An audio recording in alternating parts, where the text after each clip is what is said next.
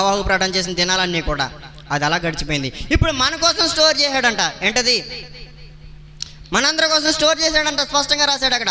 అగ్ని దాచిండి ఇచ్చాడంట. అబ్బబ్బా భలే ఉంటుంది. వర్షంతో బాధపడవలసిన పని లేదు, వరదలతో బాధపడవలసిన పని లేదు, భూకంపాలతో బాధపడవలసిన పని లేదు, కరువులతో బాధపడవలసిన పని లేదు. డైరెక్ట్ వచ్చేస్తే మన నెత్తి మీదకి అంతే. ఏంటయ్యి?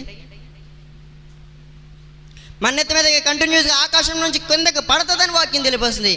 అగ్ని గంధకాలు కురుస్తాయి.